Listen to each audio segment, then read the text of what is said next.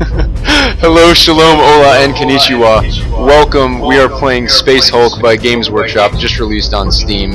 It is a old tabletop board game that has been remastered into a computer strategy game. It's basically exactly the same game. It's just digitalized, so you can play it on your PC or laptop. It is for PC and Mac, and it is also coming out soon on iOS. There's going to be a mobile. Really? Yeah. Is it? And it has cross. It has cross-platform. That's fantastic. With me today, as you've just heard, is Kane, our good and lovely friend. He's going to be driving for us today because, while we both played Space Hulk as children, he is significantly better than me at the game because I'm an idiot at strategy. So we're gonna go into the first mission here.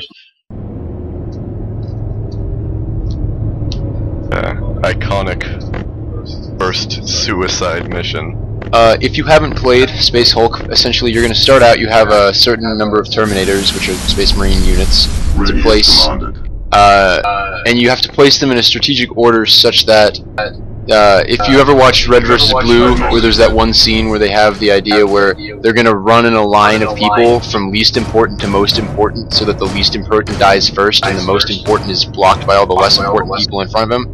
It's actually that, more or less, except kind of reversed, because you want your stronger people up front to shoot. Well, you also want a small fluff barrier of nameless, faceless individuals between your important units. Scapegoats. We played a couple match earlier. We did the tutorial bits, and then we played a quick versus match, which I lost pretty hard because I didn't read the objective. I trounced him. Yeah, I can't really deny that. I'm used to playing Warhammer 40k, which is not. I mean, this is Warhammer 40k, but it's a big scenario game set from Warhammer. It's like a spin-off game from Warhammer, and I'm being used to Warhammer, which is not a scenario thing really for the most part. This was a little shock to the system, and I kind of completely ignored the objective, thinking that it would just be to kill things. Speaking of killing things, the idea being you can't tell. The enemies are called Tyranids if you haven't played Warhammer, or Genestealers specifically. Yeah, the race is Tyranid race, or like the army is Tyranids. These specific type of enemies are called Genestealers. They've got forearms and are face rapey. Rending claws. Rending claws, yeah.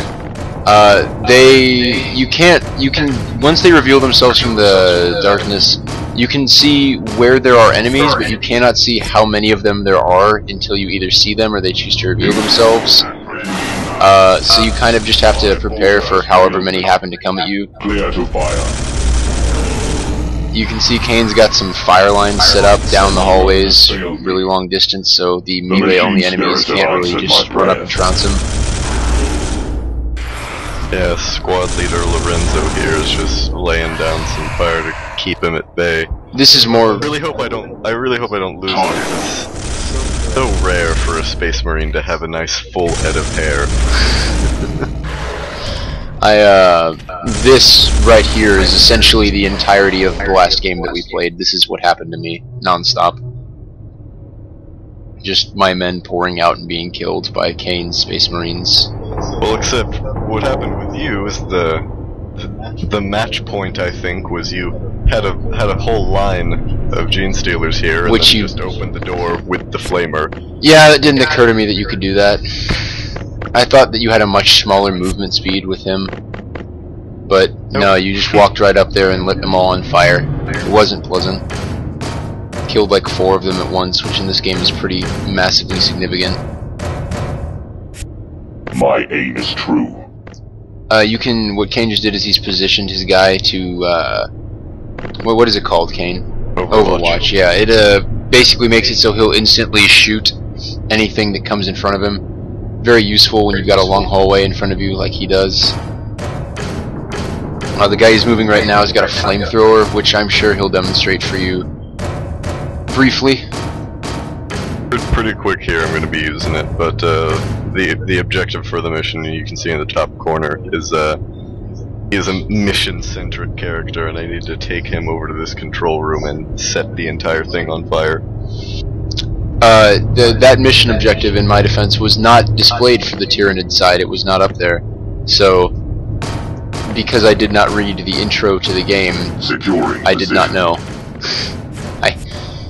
Not that it's not still my fault, just that that is the case.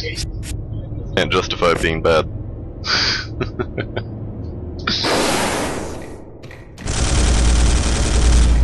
And that being the usefulness of Overwatch. I like these little cutscene things that they've added. Yeah, it's a very XCOM enemy unknown. Yeah, it is, actually. In fact, this game kind of reminds me a lot of that now that you've said that. In some ways. I mean, the mechanics were pretty... the mechanics were pretty similar to start with. Yeah. The little touches they added definitely increased the similarity. It's not the same people, is it? No, Okay. it's at all. The ones who made XCOM were Firaxis, and this was some small company. This is their first game. This is their first. They're also working on the Jagged Alliance game right now. Oh, really? Not the same people who made the last Jagged Alliance game, mind. Oh, okay. Here's the Flamer. So the Flamer is really good for killing things and lighting things on fire. In case you weren't aware of what a Flamer was. What it does is it also blocks movement in those areas for one turn, which is actually one of the most helpful bits. The Flamer is one of the most strategically significant units. I would go as far as to say the most strategically significant unit. I would agree. Yeah. It is the use of your Flamer or Flamers. Are there missions where you get more than one? I feel like there are. I think the max you can have in a squad is one. Maybe. But I think you might be able to have multiple squads. You can have multiple squads. I Yeah. think you can have a Flamer in each. Anyway, the point being, the Flamer, I think we agree, is the most significant tactically unit in the game. Because just the use of it is essential. The correct use of it, that is.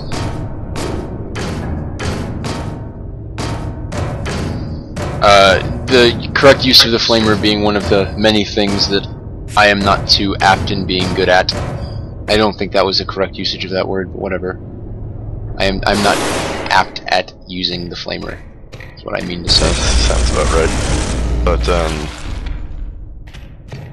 this game, it's not a bad idea to keep into your turn with a few action points or command points left over. The command points is the orange bar that was in the bottom left. It's just action points that can be used by the entire squad, and it's random roll each turn to determine what it is.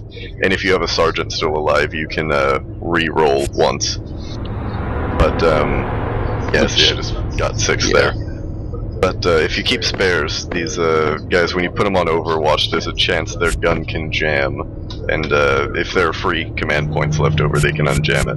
In case there's anyone out there who actually doesn't know anything about what Warhammer is, it is a tabletop strategy game where you get little models, you move them around. It's you use dice to roll for various hits and such.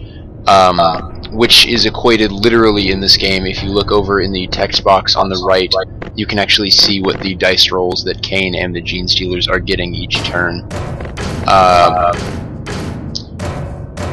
Kane, you said something about there being a random restricting mechanic. Is that a thing, or?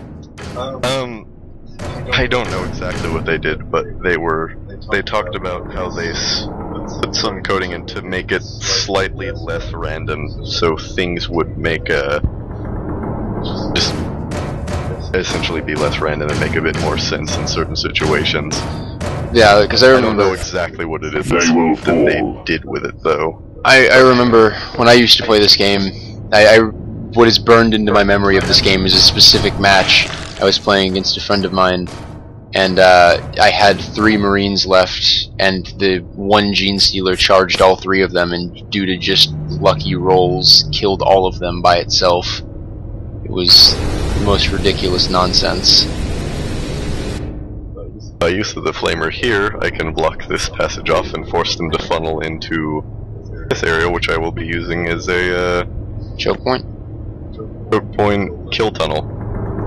Just up above the flamer area. Kane, you want to go up to the objective really quick? Right there is where Kane has to get the flamer. All he has to do is get the flamer up there and light that room on fire, which I'm thinking he's going to be doing within the next couple turns without any kind of incident, honestly. He's Yeah, it's looking like a pretty sound victory here. we're doing pretty good so far. Got to get up there and burn the control room for the escape pod, so none of these horrible creatures can get out into the. I forgot to set him on Overwatch. God damn it! Oh. Well, luckily you have a melee that is going to destroy them because he's a sergeant and gets bonus to his melee rolls. Drive. Correct?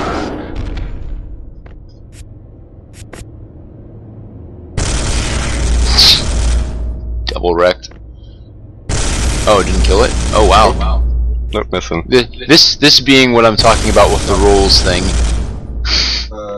I know one of the things they did is they made it so when each subsequent shot has a higher chance of hitting. Oh, really? So they've actually implemented, like, previous data probability? That's interesting.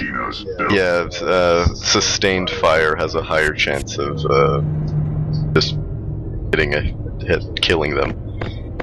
Oh, that's good. So that makes it somewhat less frustrating. Just about through here. Yeah, Kane's just gonna move this guy up behind the flamer to cover his ass, and the flamer's gonna do his duty and take it over, and I think that'll be the first episode, probably. Securing position. My aim Everybody is on true. Overwatch, make sure nothing we don't want to happen happens. You forgot to set Overwatch on your sergeant again? He didn't have any points to Oh, set did he not? Overwatch. I Okay. didn't want to use all the command points. Oh, okay. Going into Overwatch. Oh, right, because you shot like 3 times with him. Yeah, I don't know. I just set Overwatch to... No need. There we go. GG Nori. And that's gonna be the first episode. Fantastic. Thank you for joining us in this fantastic adventure of Space Hulk. We have been Ryan and Kane from Play Games Good. We'll see you next episode. We have tasted victory. Next time, we But this is exterminate. only the beginning. Every time we